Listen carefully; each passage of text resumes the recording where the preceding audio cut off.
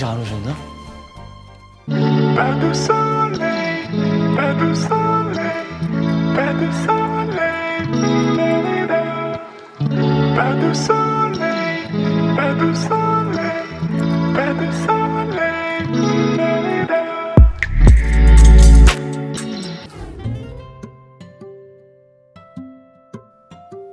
먹겠습니다.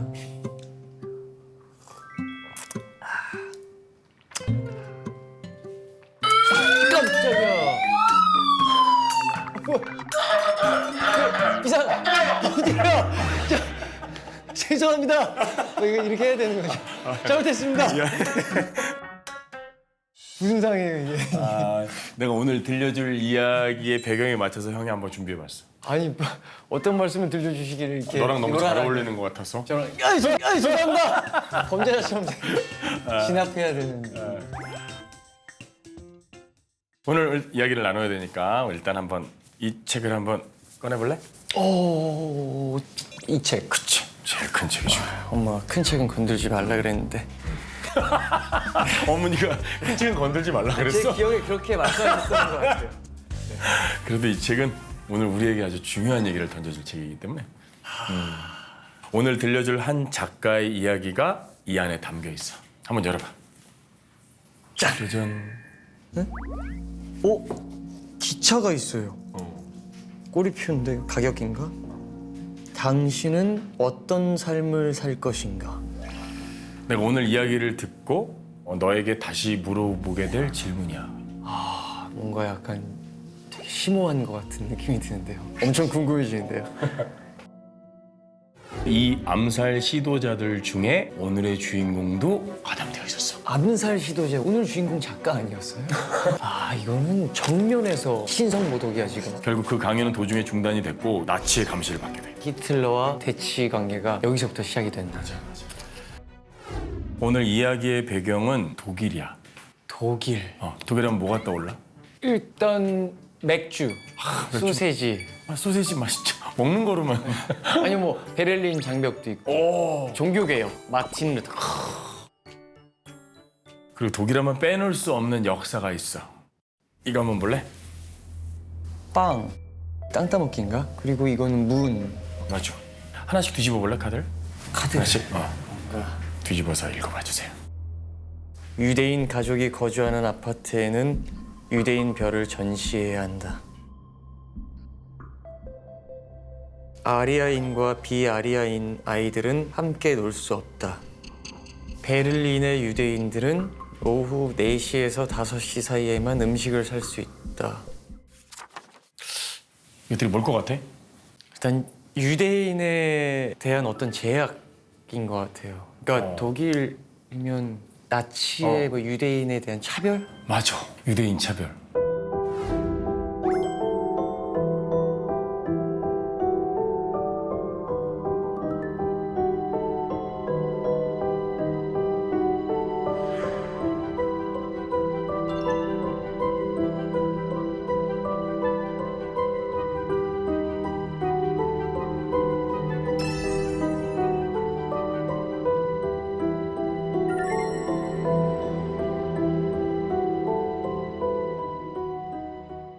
오늘 들려줄 이야기는 세계대전의 소용돌이 속에 있던 1900년대의 독일에서 일어난 일이야.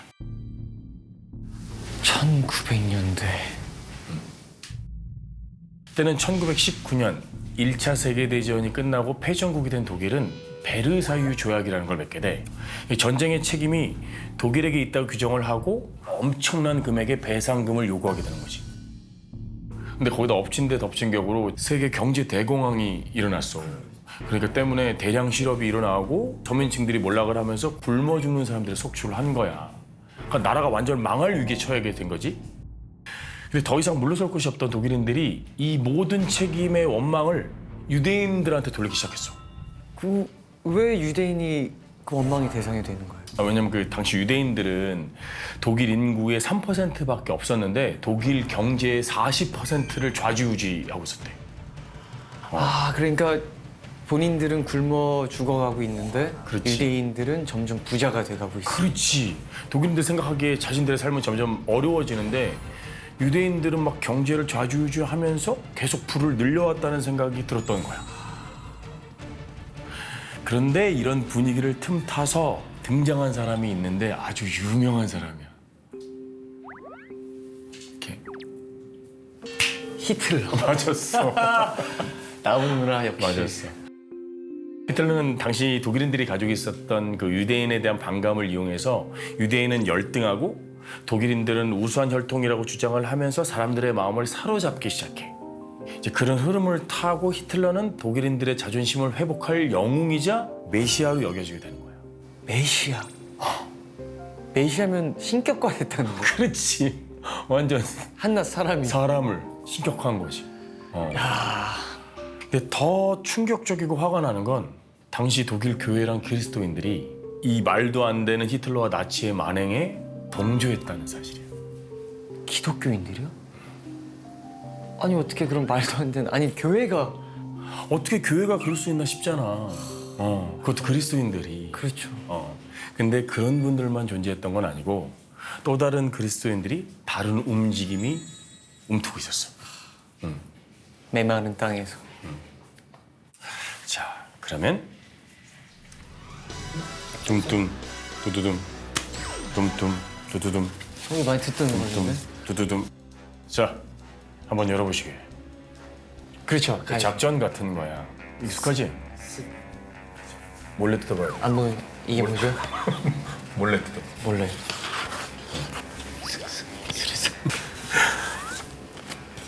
어? 이거 무슨 명단 같은데요? 이게 바로 당시 히틀러를 암살하고자 했던 사람들의 목록이야. 그런데 이 암살 시도자들 중에 오늘의 주인공도 가담되어 있었어. 암살 시도자 오늘 주인공 작가 아니었어요? 갑자기 암살단 중에 일원. 맞아. 오늘의 이야기의 주인공은 행동하는 신학자 디트리 본 회퍼야. 디트리히 본헤퍼.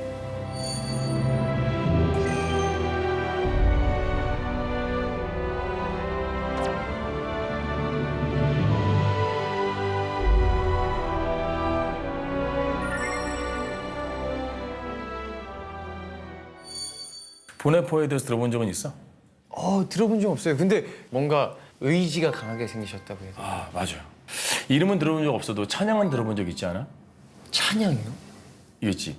선한 능력으로 일어서리 주만 의지하리 믿음으로 우리 구대 안에 주 오실 그날 영광의 새날을 맞이하리. 이 찬양은 알지? 저 이거 들어본 것 같은데? 그치? 들어봤어요. 저 잠깐만. 교회에서 진짜 요즘 자주 부르는 찬양인데 이 찬양의 가사를 쓴 분이 바로 이 본헤퍼 목사님이다. 목사님. 그러니까 작사가이시면서 목사님이신 거예요? 그렇지. 본헤퍼는 히틀러와 나치에 용감하게 저항한 목회자였고 무엇보다 그 만행을 멈추기 위해서 히틀러 암살을 모의했던 분으로 잘 알려져 있어. 그 시대를 거슬러서 어떻게 그런 저항을 하실 수 있었을까? 용기나 이런 것들이 엄청. 맞아. 사실 그 배경에는 가족들을 통해서 받은 영향이 있었던 것 같아. 본헤퍼는 원래 전통적인 개신교 집안에 자랐거든. 근데 특별히 어머님이 늘 성경 이야기를 들려주셨대. 뿐만 아니라 본헤퍼는 책임감 강한 아버지 그리고 모든 일에 있어서 낙천적이고 열정적인 어머니 성격을 둘 다 닮았는데 이 본헤퍼 안에 내재된 정의와 불의에 대한 저항감은 그 누구보다 그의 할머니한테 왔는지도 몰라. 할머니요? 할머니. 형도 아니고. 할머니.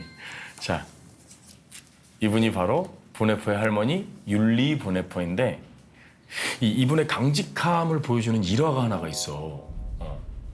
1933년 4월 1일에 베를린 중심가 곳곳에 이런 글귀가 등장을 했어.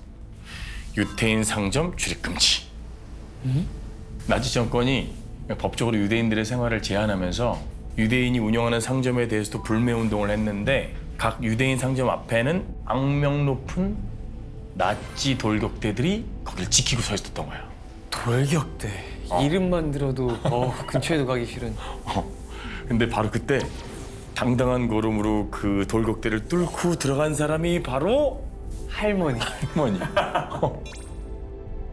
당시 나이 91세였던 보네포의 할머니 율리 보네포는 상점을 맡고 있던 나치 돌격대를 향해서 이렇게 얘기했대. 나는 내가 늘 사던 곳에서 물건을 살 것이다. 그리고 걸어 들어가시니까 그 당당함에 기가 눌려버린 나치 돌격대가 길을 순순히 이렇게 딱 비켜줬대. 그 악명 높았던 그 돌격대가. 91세 할머니 사실 걷기도 힘드실 텐데 맞아. 당당하게 걸어 들어가시는 그 용기와 그 기세가 어디서 나오셨을까?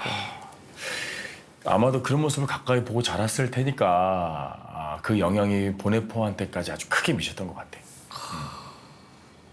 하지만 보네포가 처음부터 이런 정의감과 저항 정신이 나타났던 건 아니야. 이 보네포는 1930년에 뉴욕에 있는 유니온 신학교에 1년간 교환학생으로 가게 됐고, 보네포는 그곳에서 두 가지 경험을 하게 되는데 그것이 그의 삶에 아주 큰 영향을 미치게 돼. 보네포는 미국에서 흑인들에 대한 극심한 인종차별을 받고, 그리고 동시에 할렘 흑인 교회에서 예배 가운데 하나님을 깊이 경험하게 된 거야. 보네포는 그곳에서 교회의 본질과 사명을 새롭게 깨달았어. 그러니까 교회의 진정한 척도는 그 화려함이나 크기, 교세에 달린 게 아니라 교회가 가난한 자에게 어떤 복음을 선포하고 실천하는가에 달려 있다는 거야. 그렇죠. 그렇지 않아? 아니 저도 지금 이 말씀해 주신 걸 듣자마자 그냥 깊은 공감을 했던 게, 사실 한 번 이런 회의감이 들었던 적이 있거든요. 교회에 하나님을 찬양하고 예배를 드리러 가는 곳이고 하나님을 위한 성전인데 어느 순간 하나님이 계시지 않다라는 느낌이 들었던 적이 있었던 것 같아요. 그러니까 정말 하나님을 찬양하는 곳이 아니라 인간관계를 맺어가고 삶에 더 나은 이익을 추구하는 어떤 그런 집단이 되어 있다라는 느낌이 문득 들었던 적이 있어요. 그렇지. 정말 혼자 조용히 가서 예배를 드려도 그것조차도 하나님은 기뻐하시는 예배인 건데, 그렇지. 마치 그들만의 리그 같은 무리를 만들어야 하고 그 무리에서 벗어나 있으면 좀 회의감이 내적, 좀 들지. 네, 그런 맞아. 느낌을 좀 받았었거든요. 그래서 정말 하나님을 정말 오롯이 찬양할 수 있는 곳은 없는 건가? 라는 생각을 했었죠. 우리가 요즘 한참 많이 하는 고민이기도 해, 그지? 그렇죠. 맞아. 근데 보네포는 이토록 자신의 시선과 삶을 바꾼 경험을 안고서 그 1931년 25살의 나이로 다시 베를린으로 돌아오게 돼. 1933년 1월 30일에 히틀러가 총통에 취임을 하고 불과 며칠 뒤인 2월 1일 보네포는 지도자와 젊은 세대라는 제목으로 라디오 강연을 하게 돼. 그 내용이 어땠을 것 같아? 지금 바로 그냥 딱 든 생각이 히틀러와 관련된 그런 강연이 아니었을까. 예리해. 스스로 신성화하는 지도자의 직위는 신을 모독하는 것이다. 이 내용을 딱 강연을 한 거야. 이거는 정면에서 저격한 거네. 그치. 너는 신성 모독이야 지금 하고 있는 게. 맞아. 결국 그 강연은 도중에 중단이 됐고 이후 보네포는 나치의 감시를 받게 돼. 그러니까 히틀러와 보네포의 대치 관계가 여기서부터 시작이 된다. 맞아. 결국 그래서 보네포는 강사직을 내려놓고 영국으로 가서 목회를 시작해. 그곳에서 18개월 동안 머물면서 독일의 상황을 알리고 대변하는 역할을 감당을 했어. 그러니까 우리나라 독립운동가 선생님들이 하셨던 그런 상황인 거죠. 해외에서 우리나라의 상황을 알리고 우리나라에 도움이 될 수 있는 어떻게 최선을 다했던 그런 모습과 똑같잖아. 보네포가 그렇게 독일의 상황을 외부에 알리고자 했을 때 히틀러는 교회마저도 나치의 이념과 구조 안으로 통합시키기 위해서 노력을 했어. 이게 당시 독일 교회와 교인들에게도 유대인을 민족의 적으로 분류를 하면서 그들을 차별할 것을 강하게 주문했거든.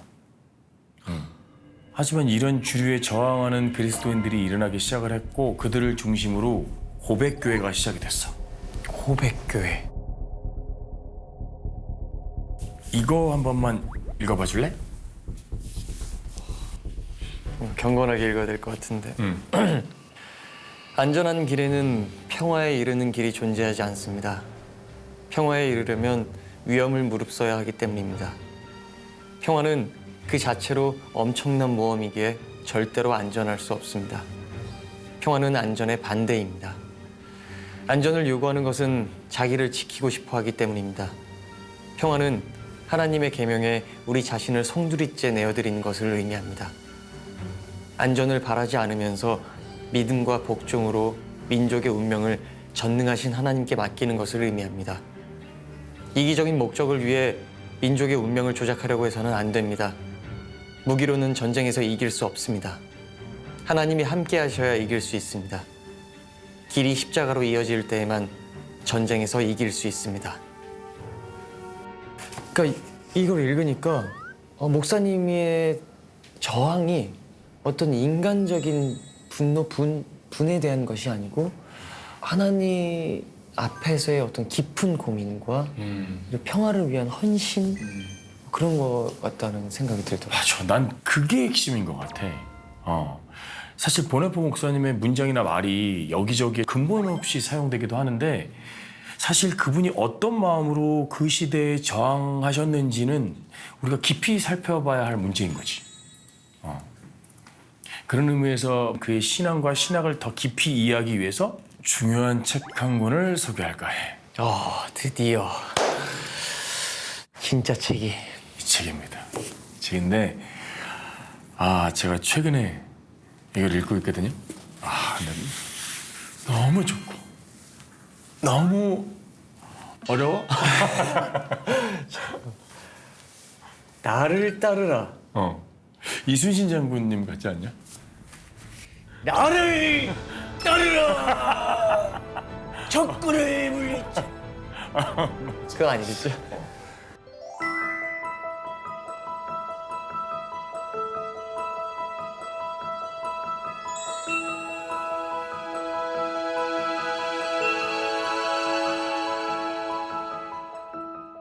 한번 읽어봐 줄래? 줄침 부분을? 값싼 은혜란 투매 상품인 은혜, 헐값에 팔리는 용서, 헐값에 팔리는 위로, 헐값에 팔리는 성찬, 교회의 무진장한 저장고에서 무분별한 손으로 거침없이 무한정 쏟아내는 은혜, 대가나 희생을 전혀 요구하지 않는 은혜를 의미한다. 값싼 은혜는 본받음이 없는 은혜, 십자가 없는 은혜, 살아계신 예수 그리스도, 사람이 되신 예수 그리스도가 없는 은혜다. 은혜가 값비싼 것은 따르라고 부르기 때문이다. 그것이 은혜인 것은 예수 그리스도를 따르라고 부르기 때문이다. 은혜가 무엇보다도 은혜인 것은 하나님이 자기 아들을 우리의 생명보다 더 귀하게 여기지 않고 우리를 위하여 내어주셨기 때문이다. 하나님이 사람이 되신 것이야말로 값비싼 은혜다. 난 이거 읽으면 나도 되게 힘들었거든.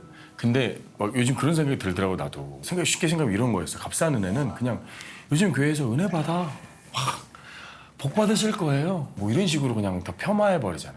하나님이 주신 은혜를. 왜냐면 예수님을 따른다는 것은 내 목숨을 바쳐 따른다는 건데 내 목숨 내줄 생각은 없는 거지.